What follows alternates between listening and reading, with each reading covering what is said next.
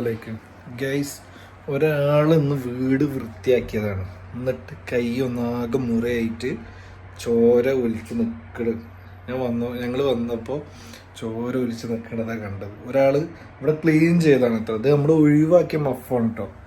ഇവിടെ ആദ്യം ഉണ്ടായിരുന്ന ഒഴിവാക്കിയ മഫ് എടുത്തിട്ട് അതിൻ്റെ കോലെടുത്തിട്ട് ആൾ കണ്ട ഈ ഭാഗം ആളെ കൈമ വലിയ മുറിയില്ല എന്നാലും, പക്ഷെ ഇത് നല്ല തുരുമ്പുണ്ട്. നല്ല തുരുമ്പുള്ളതുകൊണ്ട് തന്നെ നന്നായിട്ട് എഫക്റ്റ് ചെയ്യും. അവളൊന്ന് ഹോസ്പിറ്റലിൽ കൊണ്ടുപോകാൻ വെച്ചിട്ട് ഇറങ്ങിയതാണ്. അങ്ങനെ പേടിക്കാൻ മാത്രമുള്ള പ്രശ്നമൊന്നുമില്ല. പക്ഷെ നമ്മൾ തുരുമ്പുള്ള ഭാഗം തട്ടിയതല്ലേ, അപ്പോൾ ഒന്ന് പ്രിക്കോഷൻ എടുക്കാമെന്ന് വിചാരിച്ചു. പിന്നെ വീഡിയോ കാണുന്നവർ വിചാരിക്കും അതും കണ്ടന്റ് ആക്കി എന്ന് വിചാരിക്കുന്നവരുണ്ടെങ്കിൽ കണ്ടന്റ് ആക്കാനും വേണ്ടിയിട്ട് എടുത്തതല്ല. അനുഭവത്തിൻ്റെ വെളിച്ചത്തിൽ നിന്ന് പഠിച്ചൊരു പാഠം കൊണ്ട് ഞാൻ എല്ലാവരോടും പറയാം. അങ്ങനെ എന്തെങ്കിലും തട്ടിക്കഴിഞ്ഞാൽ നിങ്ങൾ ചെയ്യേണ്ട കാര്യം പറഞ്ഞു തരികയാണ്. ആ സ്റ്റോറി ഞാൻ ഇൻഷാല്ലാ അതിൻ്റെ ഇടയ്ക്ക് പറഞ്ഞു തരണ്ടി. ഞങ്ങൾ ഓളിറ്റൊന്ന് ഹോസ്പിറ്റലിൽ പോയിട്ട് വരാം. നമ്മളിവിടെ ഹോസ്പിറ്റലിൽ ഇവിടെ എങ്ങനെയെങ്കിലും ഹോസ്പിറ്റലിൽ കൊണ്ടുപോകണം, ടീറ്റ് അടിക്കണം എന്നൊക്കെ വിചാരിച്ച് ഇങ്ങനെ വന്നിട്ട് മാറ്റാൻ പറയുമ്പോൾ വന്ന് നോക്കുമ്പോൾ കാണുന്ന അവസ്ഥയാണ്. ചത്ത് കിടന്നാൽ ചമഞ്ഞ് കിടക്കണം എന്നുള്ള പോലെയാണ് ഇവിടെ കാട്ടിക്കൂട്ടല്. എന്താ നോക്ക് വുമൺ. അപ്പൊ കാര്യമായിട്ട് മുറിവൊന്നുമില്ല കേട്ടോ. അത് കയ്യിൽ ചെറിയൊരു മുറിവുള്ളൂ. പക്ഷെ തുരുമ്പുള്ള ഭാഗം തട്ടിക്കൊണ്ട് തന്നെ എന്ത് ചെയ്യുക, അവളൊന്ന് ഹോസ്പിറ്റലിൽ കാണിക്കാം, ടീറ്റ് അടിക്കാതെ. ഇവള് പറഞ്ഞതാണ് കാണിക്കൊന്നും വേണമെന്ന്. പക്ഷെ ഞാൻ കാണിക്കാണ്ടായ റീസൺ ഞാൻ പറഞ്ഞുതരാം. ഇതേപോലെ ഞങ്ങളെല്ലാവരും ഫ്രണ്ട്, എൻ്റെ എല്ലാവരും ഫ്രണ്ട്, ഞങ്ങളൊക്കെ ഒരു എന്താ പറയുക നല്ലൊരു നാട്ടുകാരൻ, അല്ലെങ്കിൽ ഞങ്ങളൊക്കെ ഒരു ഗുരു എന്ന് തന്നെ പറയാം. ഉണ്ടായിരുന്നൊരു ആളുണ്ടായിരുന്നു, സാബിർ ബാബു എന്ന് പറഞ്ഞാൽ എൻ്റെ നാട്ടിലുള്ള. അവരിതേപോലെ ജോലി സ്ഥലത്തുനിന്ന് ഇതേപോലെ തുരുമ്പ് പിടിച്ചൊരു ആണി കാലിൽ തട്ടിയിട്ട് കാര്യമാക്കിയില്ല. രണ്ടാമത്തെ ദിവസം എന്തോ പനിച്ചു. രണ്ടാമത്തെ ദിവസം ഇതേപോലെ ഒരു പനി വന്നു. അപ്പോൾ പനി വന്നപ്പോൾ ഞാനന്ന് ഇവിടെയാണ്.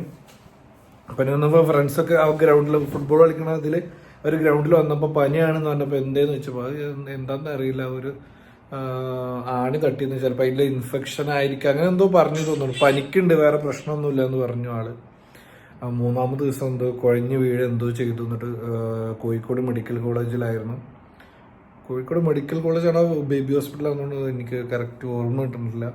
അപ്പോൾ ഇതേപോലെ ഒരു 3-4 ദിവസം കഴിഞ്ഞപ്പോൾ നമ്മളെ വിട്ട് പോയി. അപ്പോൾ അതിൻ്റെ ശേഷം എനിക്ക് എപ്പോഴും പേടിയാണ്. ഇപ്പോഴും ഞാൻ ഓഫീസിലായി കഴിഞ്ഞാൽ, ഞാൻ മുന്നേ വർക്ക് ചെയ്യുന്ന കമ്പനി അല്ലെങ്കിൽ ഈ ഓഫീസിലായി കഴിഞ്ഞാലും ഒരു പല്ലറ്റ്, ഇവിടെ പല്ലറ്റ്സ് ഉണ്ട്, പല്ലറ്റിൻ്റെ ഒരു ആണി ഇങ്ങനെ പുറത്ത് ഇങ്ങനെ തള്ളി നിൽക്കുന്നുണ്ടെങ്കിൽ ഞാനത് എടുത്ത് മാറ്റി വെക്കും. അങ്ങനെ തുരുമ്പ് പിടിച്ച് എന്ത് ആൾക്കാരെ മേത്തെ തട്ടാൻ സാധ്യത ഉണ്ട്, എന്ത് സംഭവം ഉണ്ടെങ്കിലും ഞാനതെടുത്ത് മാറ്റിയൊക്കെയുണ്ട്. കാരണം അവൻ്റെ ഒരു വേർപാട് എന്ന് പറഞ്ഞാൽ ഞങ്ങൾക്ക് ഭയങ്കര ഒരു ഇടങ്ങറ് ഇപ്പോഴും അവനെ പറ്റി ഓർക്കുമ്പോൾ. അത് അപ്പോൾ എന്താ പറയേണ്ടതെന്നുള്ള അറിയില്ല.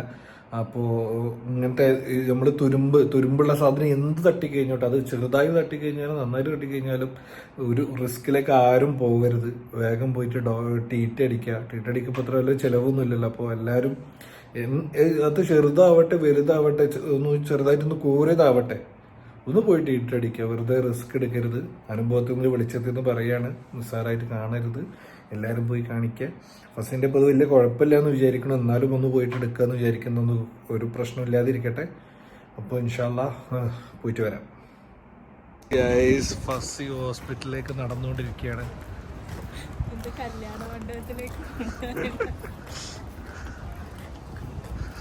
മന്ദം ഫസി ശ്രദ്ധിക്ക് ഗൈസ്. ഫസി ടീറ്റ് അടിച്ചു വന്നിരിക്കുന്നു.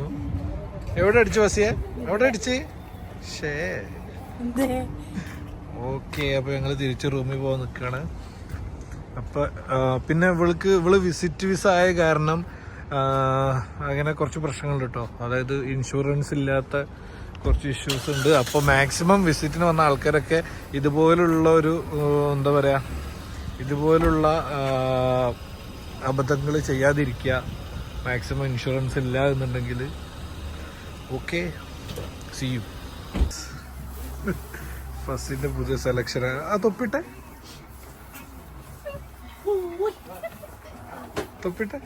ശരിക്കും മീൻകാരി ലുക്കില്ലേ ഗൈസ്.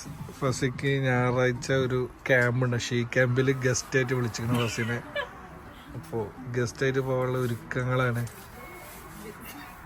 ഇഞ്ചക്ഷൻ എവിടെ വെച്ച്? ആ കൈ വേദന കൂടെ ഞാൻ മരിക്കാൻ പോണെന്നൊക്കെ പറഞ്ഞ ആളാ.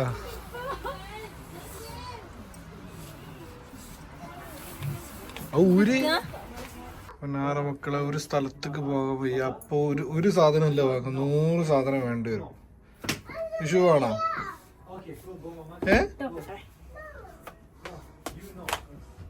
ഗൈസ് അങ്ങനെ ആസ് യൂഷ്വൽ ഇന്നത്തെ കറക്കവും 12 മണി ആവാനായിരിക്കുന്നു. ഫസിക്ക് ഇഞ്ചക്ഷൻ വെച്ചു. ഫസിക്ക് പോവാനുള്ള hoodie, pant, shoe, hand gloves എല്ലാം വാങ്ങി. ലാസ്റ്റ് പണി കിട്ടിയത് എനിക്ക് എന്നെ ഹോസ്പിറ്റലിൽ കൊണ്ടുപോകാനായിക്കണേ. കുഴപ്പമില്ല, ഇൻഷുറൻസ് ഉണ്ടല്ലോ, അതുകൊണ്ട് കുഴപ്പമില്ല. കഴുത്തൊന്ന് തിരിച്ചപ്പോ, കൈയൊന്ന് തിരിച്ചപ്പോ ഇവിടെ വീർത്തിട്ടുണ്ട്. നാളേക്ക് എങ്ങനെ നോക്കട്ടെ. അപ്പോ ഇൻഷാ അല്ലാ പുതിയൊരു വീഡിയോ ആയിട്ട് കാണാം. അപ്പോൾ പറഞ്ഞതാരും മറക്കണ്ട. തുരുമ്പൾ ഇൻഷുറൻസ് ഇല്ലാത്തവരെന്നല്ല, എല്ലാവരും സൂക്ഷിക്കുക. നമ്മളെ വീട്ടിലത്തെ കുട്ടികളായാലും ആരായാലും തുരുമ്പുള്ളത് അല്ലെങ്കിൽ ഇരുമ്പോ തട്ടിക്കഴിഞ്ഞ് കഴിഞ്ഞാൽ പോയി ടീറ്റടിക്കുക. ഫസിന്റെ ഇപ്പോൾ ടീറ്റ് അടിച്ചിട്ടുണ്ട്. പക്ഷെ നമുക്ക് മനുഷ്യന്മാർക്ക് ആ ടീറ്റൊക്കെ എഫക്റ്റ് ആവുള്ളൂ. ഫസിന്റെ കേസിൽ അത് ടീറ്റ് എത്രത്തോളം വർക്കാവും എന്നുള്ള നമുക്ക് അറിയില്ല. അപ്പോൾ ജീവനുണ്ടെങ്കിൽ നാളെ കാണാം.